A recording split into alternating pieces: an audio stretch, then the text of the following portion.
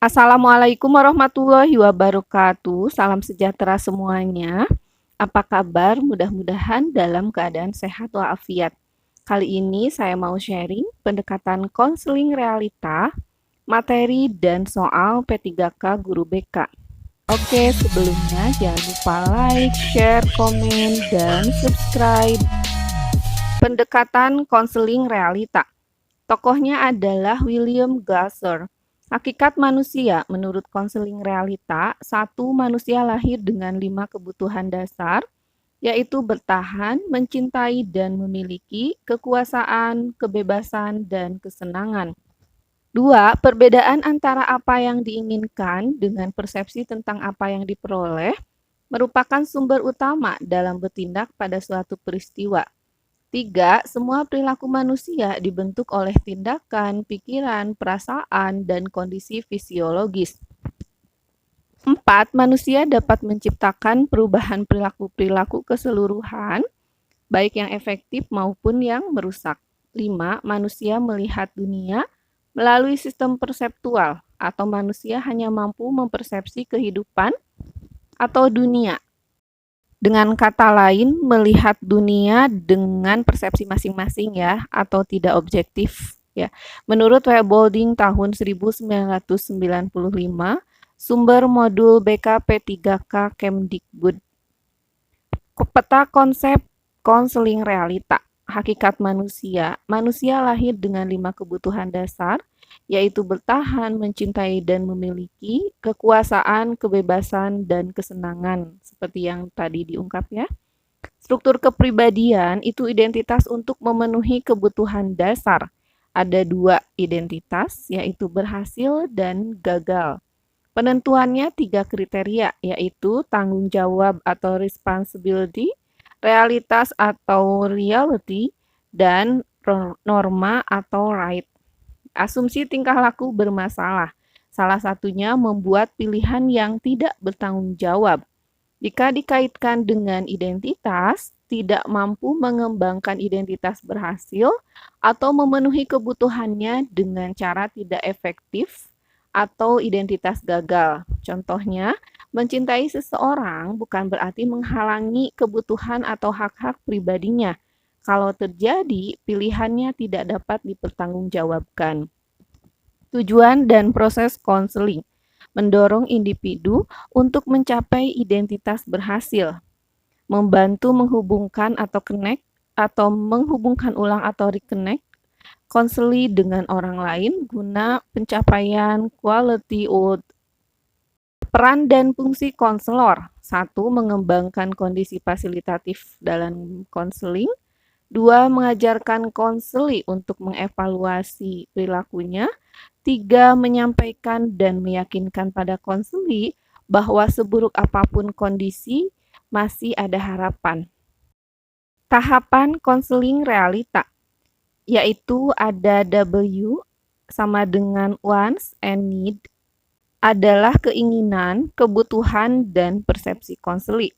Konselor membantu mengidentifikasi apa yang diinginkan konseli dengan pertanyaan, apa yang kamu inginkan? Kemudian ada D atau direction and doing, adalah apa yang dilakukan konseli dan arah yang dipilih dalam hidupnya. Konselor membantu mengidentifikasi apa yang dilakukan konseli dalam mencapai tujuan yang diharapkan. Dengan bertanya, apa yang kamu lakukan? Juga mengidentifikasi arah hidupnya dengan pertanyaan, jika kamu terus-menerus melakukan apa yang kamu lakukan sekarang, akan kemana kira-kira arah hidupmu? Begitu ya, kata konselor.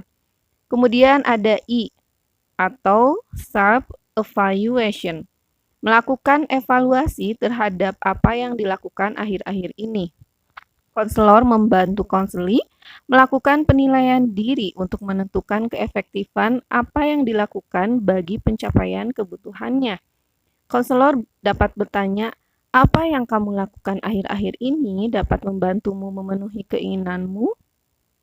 Kemudian P atau P sama dengan planning, yaitu membuat rencana perubahan perilaku. Konselor membantu konseli merencanakan pengubahan tingkah laku yang lebih bertanggung jawab bagi pencapaian kebutuhannya. Dengan pertanyaan, apa yang kamu lakukan agar dapat memenuhi keinginanmu? Jadi demikian ya tahapannya. Konselor sepertinya lebih banyak mengajukan pertanyaan ya kepada konseli. Teknik konseling realita. Ada metafora, yaitu berkomunikasi dalam tataran metafor, berupa perumpamaan, peribahasa, analog. Misalnya konseli berkata, "Bu, saya sudah jatuh tertimpa tangga." Nah, konselor harus bisa mengimbangi gitu bahasa-bahasa dalam tataran metafor tersebut.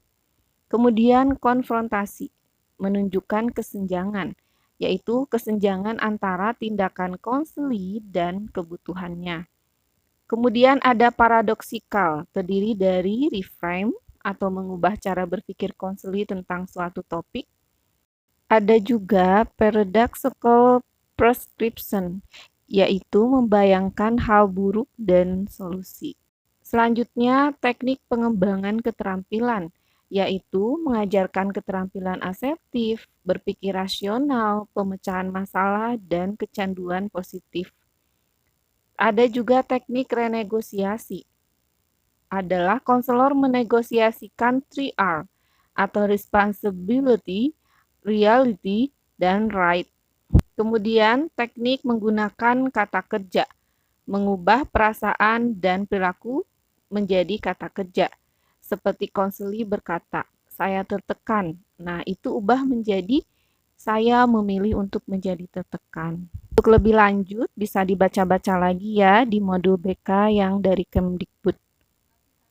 Nah, ini ada latihan soal. Saya sulit menemukan dari SIM PKB. Jadi ini untuk latihan saja. Teman-teman kalau mau menambahkan di kolom komentar soalnya tidak apa-apa ya. Soal nomor 1, berikut ini adalah beberapa kebutuhan dasar dalam pandangan konseling realita, kecuali titik-titik. A. Cinta dan memiliki. B. Kekuasaan. C. Kebebasan. D. Tanggung jawab. E. Kesenangan.